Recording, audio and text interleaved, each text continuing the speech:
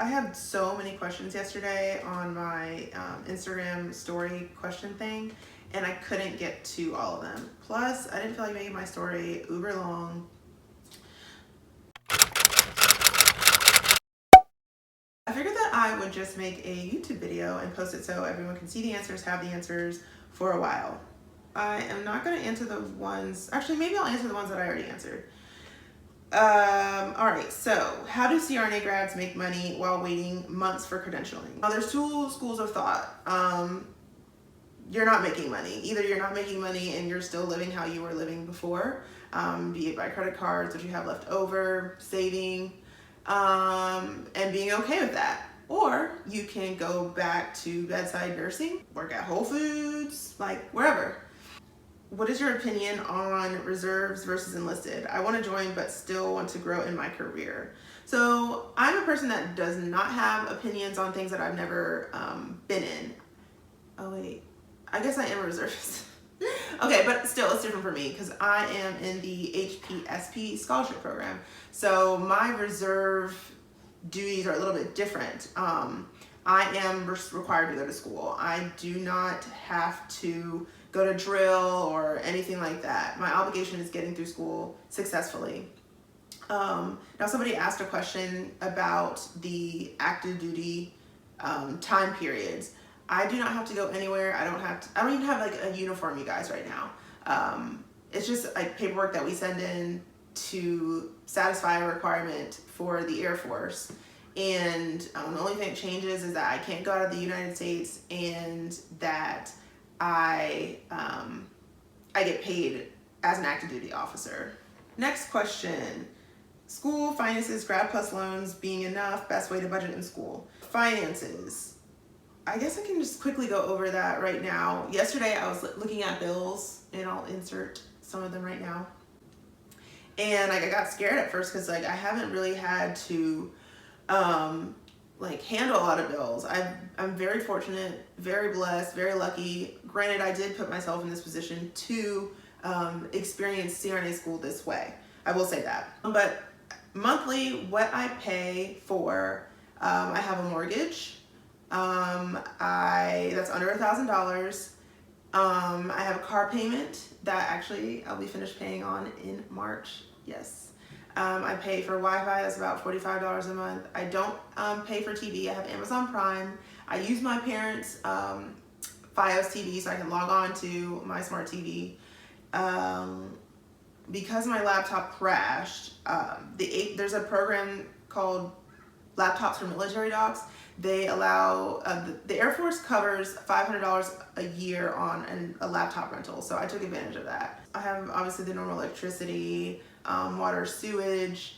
I get a stipend, and if I'm not on the active duty time, it's actually more.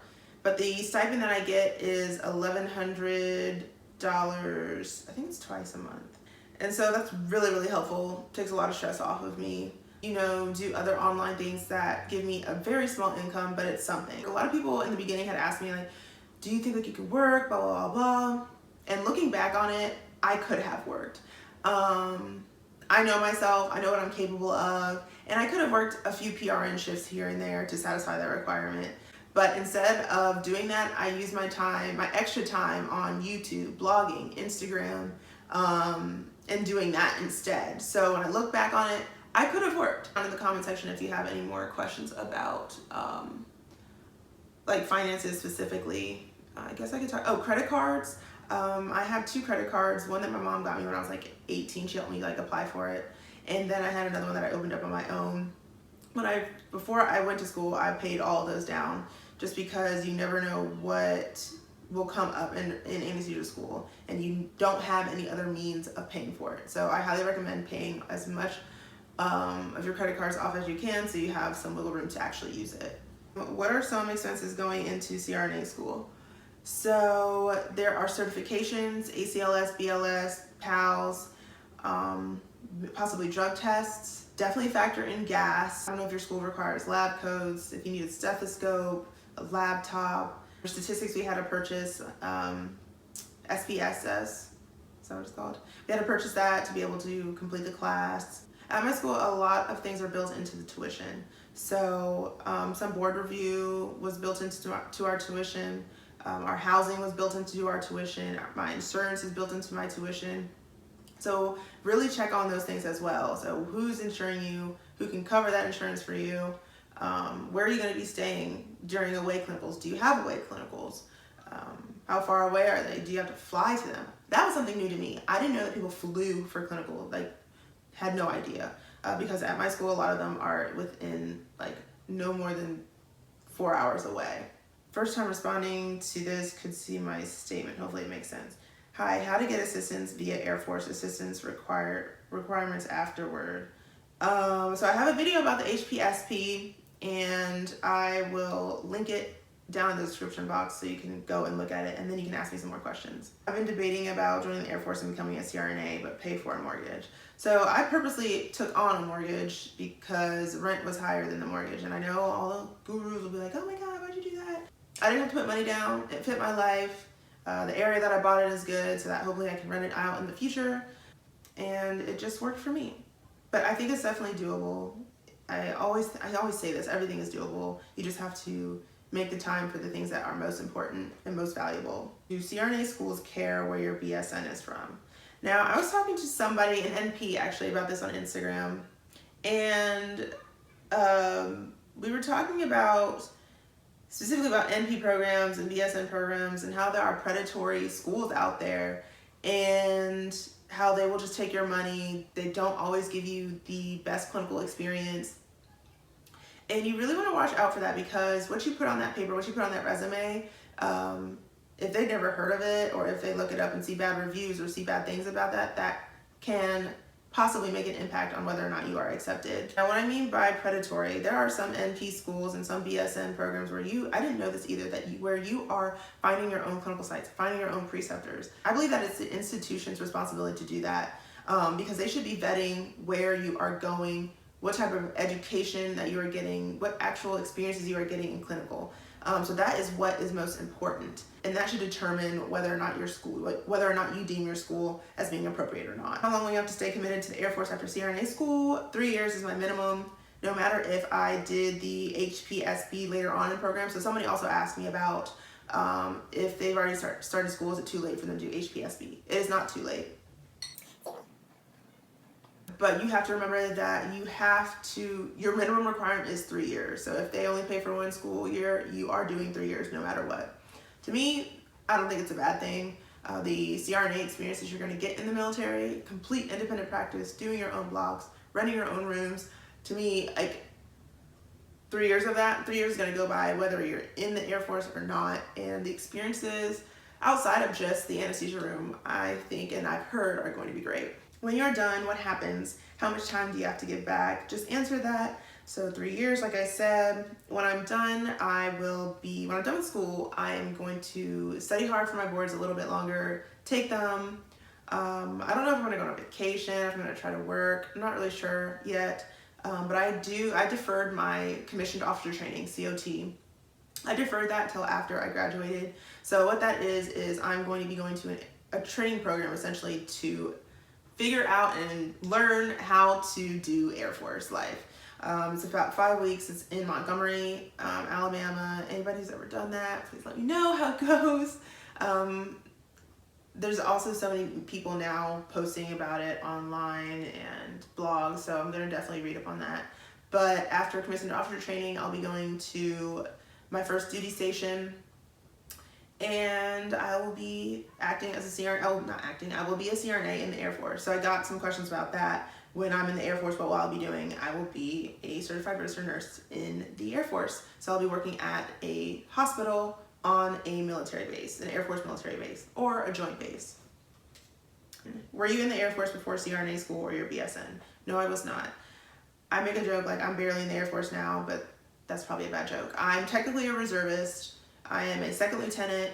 The day that I signed and accepted the scholarship was the day that I became a reservist for the Air Force.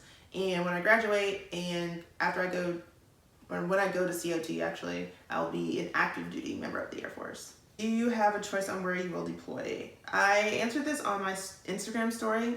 If you don't follow me on Instagram, you should do that. Aisha SRNA. And no.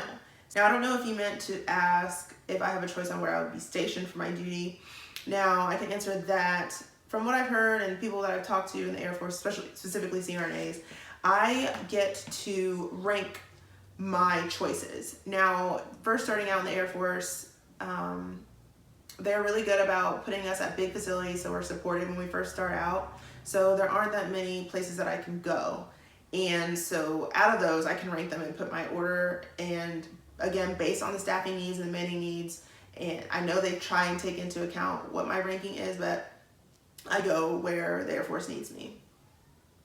So I'm excited about that. It kind of takes the pressure off of me hunting for a job and figuring all that out. I just know that I will be going into the Air Force somewhere new, which I'm excited about. I'm about to start my 3rd semester of CRNA school. Is it too late to apply? Like I said, no, it's not. I actually didn't get HPSP my first year, unfortunately. So my first year, I still have to pay for. So everyone thinks like, oh my God, your school's covered. No, I still have a year left that I have to cover on my own and figure out a way to pay back.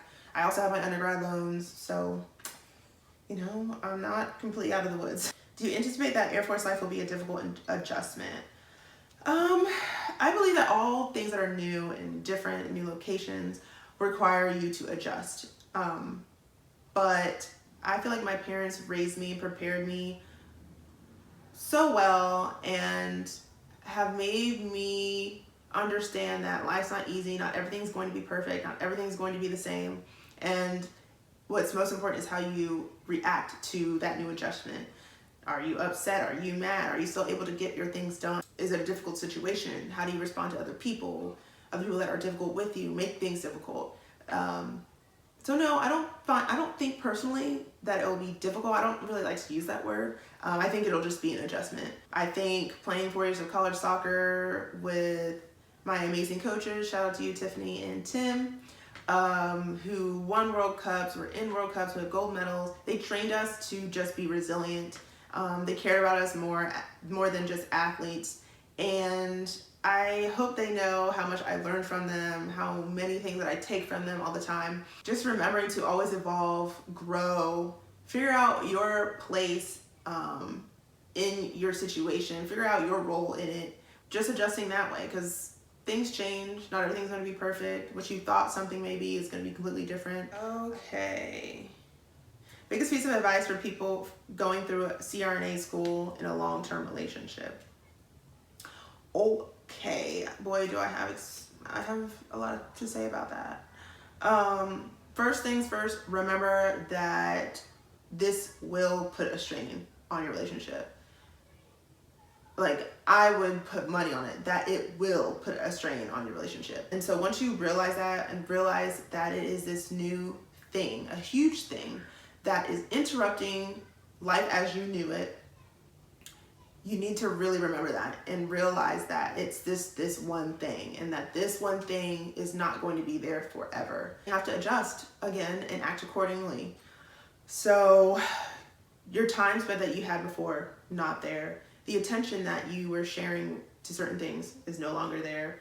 The time that you were spending together is now being spent reading books and learning about this new, very important, difficult thing, anesthesia. So that's stressful in itself. It's a lot of material. It's new material. Like, I always joke with people, and I always laugh. I'm like, I don't know how I was a nurse. I don't know why and how I was allowed to touch patients, because there were so many different new in-depth things that I was learning about physiology and the care and differentials and all of that. So you're learning all of those things, and you're now adjusting to this new place, probably new living situation, new classmates, the nursing culture that doesn't go away. And so it's just a bunch of adjustments. And so for me, it was realizing that those things were changing, adjusting and changing the things that I had control over, which was my attitude, the people I surrounded myself with, what I did for myself, what I did for others, and just kind of like self-care, really, because this is the time like no one else is caring for you. No one else really knows what you are going through, even your classmates. You are you, and figuring out how you can best get through this different type of situation. That will also help your partner. Let me not get too winded into that. Maybe that's a whole other video. Maybe I'll even bring Bay on here. Who knows? Yeah, maybe that'll be a good video. Got you guys. The spouse of a CRNA student. I got you guys. By the time I'm able to start a CRNA program, I will be 40. Is it too late for me to join the Air Force? Now, I got a lot of responses in my DMs, and it ranged from 38 to 40 being like the max, or 38 to 42, excuse me. Now, there are waivers that you can get. If the specialty that you want to apply for is in need, they make waivers, because whatever the Air Force needs, the Air Force needs to get. So if you are healthy and you're not overweight and you can complete the PT test, I suggest talking to a health professions recruiter. So not the regular Air Force or Army recruiters. Talk to the ones that specifically handle the health professions aspect. How long did the process take? I don't know exactly which process you were talking about. If you're talking about the HPSP process, that took me nearly 2 years actually. So I started applying when I was applying for nursing anesthesia school, because I thought I had this little plan. And actually it would have worked if I was accepted the first time, but I wasn't accepted the first go around. Can you join the Air Force after graduating and still have them help pay for your loans? Now, the military has like a loan repayment program, but that's something completely different that I don't really know about. Do they find a regular nursing degree? Do you have to work on base after graduation? I don't know what you're asking. Do they find it? I'm not gonna try. How did you choose that path? Do you have to be physically fit? Will they make you go overseas? How did I choose the CRNA path? Well, that's a whole nother video. Do you have to be physically fit? You have to be able to pass the PT test, yes. Certain height, certain weight. You will be going on deployment. You will be defending the United States. And if you can't physically meet those demands, they can't use you. Will they make you go overseas? If I need to go, they will make me go. How much do you budget per month for fun activities, going out to eat, happy hour, movies? Well, I actually indulge quite a bit, and one of my 2019 resolutions was to kind of chill on that. How much specifically do I budget per month for fun activities, going out to eat? I would say a lot. But one of my 2019 budget goals is to definitely cut that out and bring that down to like 200. But if I look and I know how much I spend, like I would go out to eat like once or twice a week. I don't eat meat. Meat is like expensive. Like I don't purchase meat. I prepare a lot of my like meals, snacks, everything at home, especially during the clinical week, during the school week. All right, so I got through most of the questions. Please comment down below if you have any more questions that you want to ask me about Air Force, money, life, love, pursuit of happiness, anything, and I will get to it. I actually recently just downloaded the YouTube Studio on my phone and didn't know that existed, so now I get comments directly to my phone and I can respond to them ASAP. So yeah, like this video, subscribe, put the notifications on, all that jazz. Follow me on Instagram. All right, see you guys later.